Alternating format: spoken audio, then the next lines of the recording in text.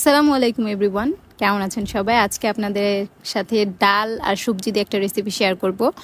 তো এখানে আমি মুগ ডাল ভেজে নিয়েছি, তারপর সেটা সিদ্ধ করতে দিয়ে দিলাম। আর এইদিকে হচ্ছে সবজিটা কেটে নিয়েছি, এখানে আলু নিয়েছি আর হচ্ছে গিয়ে কাঁঠালের দানা, যেহেতু কাঁঠালের সিজন চলতেছে তো এই রেসিপিটা করা।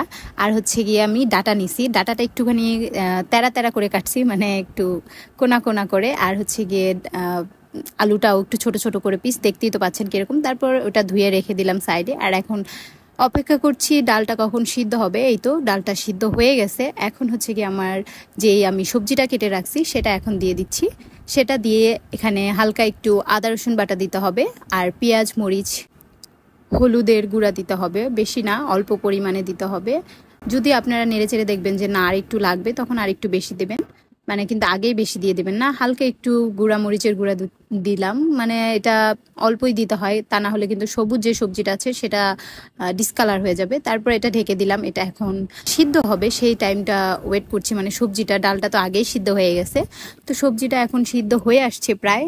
তারপর একটু লবণটা চেক করে দেখবেন যে লবণটা হয়েছে কিনা। লবণটা কম মনে হলে আর একটু লবণ দিয়ে দিবেন। এই তো আমার সবজি প্রায় হয়ে আসছে।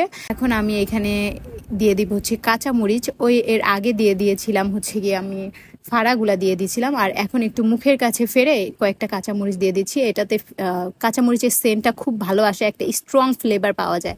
তো আমার সিদ্ধ হয়ে গেছে সব, মানে সবজিগুলো সিদ্ধ হয়ে গেছে। তো আমি একটা পাত্রে ঢেলে নিলাম। এখন হচ্ছে গিয়ে বাগার দিতে হবে, এটা হচ্ছে মেইন পয়েন্ট। মানে এই ডালটা রান্না করার এই বাগারটা দিতেই হবে। আর এটাতে একটুখানি ভিন্নতা আছে, আমরা নর্মাল যেভাবে আর কি ডাল বাগার দেই তার থেকে। তো একটু এখানে আমি সরিষার তেল নিয়ে নিলাম, হাফ সরিষার তেল নিব, আর হাফ দিচ্ছি হচ্ছে গিয়ে ঘি দিয়ে দিচ্ছি। এই ঘিটা দেওয়ার কারণে এই সবজিটার সেন্টটা কিন্তু খুবই অমায়িক হয়। তো তারপর আমি শুকনা মরিচ ছোট ছোট করে টুকরো করে কেটে, তারপর সেটা একটু ভাজা ভাজা হলে পেঁয়াজ দিয়ে দিলাম। পেঁয়াজটা দিয়ে এখন আমি আবার একটুখানি ঘি দিলাম যাতে সেন্টটা আরও একটু ভালো আসে। তারপর এখন পেঁয়াজটা আমি ভাজা ভাজা করব। যখন দেখবো যে হালকা হালকা ব্রাউন কালার হয়ে আসছে, তখন আমার আরেকটা ইনগ্রেডিয়েন্টস দিতে হবে। সেটাও কিন্তু এই ডালটার মাধুর্যতা বাড়াবে এবং স্বাদটাও বাড়াবে, আর এটাতে সেন্টটাও আসবে, খুব ভালো একটা সেন্ট আসবে। তো এখন আমি দেখেন আমার পেঁয়াজটা কিন্তু হালকা হালকা ভাজা ভাজা হয়ে আসছে। তো এখন আমি দিয়ে দিলাম হচ্ছে কত একটুখানি, মানে অল্প কিছু জিরে, জিরে যেটা আমরা বলি কাঁচা জিরা, সেটা দিয়ে এখন সেটাকেও ভাজা ভাজা করলাম পেঁয়াজের সাথে, ওইটাও ভাজা ভাজা হয়ে গেছে। তারপর যে আমার সবজি ডালটা রাখা আছে সেটা এখন দিয়ে দেবো। এটা দিয়ে এখন নেড়ে চেড়ে এটা এখন ঢেকে দিতে হবে।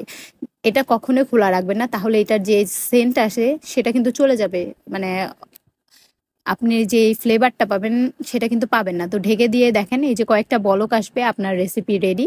এখন নামায় পরিবেশন করবেন সবার সাথে, ফ্যামিলির সাথে। যারা আর কি নিরামিষ পছন্দ করেন এটা ডেফিনেটলি ট্রাই করবেন, খুব ভালো লাগবে। সো প্লিজ আমার পেজটাকে গ্রো করতে লাইক কমেন্ট শেয়ার করে আমার পাশেই থাকবেন। আর আমি যখন লাইভে আসি দয়া করে জয়েন করবেন, কমেন্ট করবেন, তাহলে আমার পেজটা আরও গ্রো হবে। আল্লাহ হাফেজ।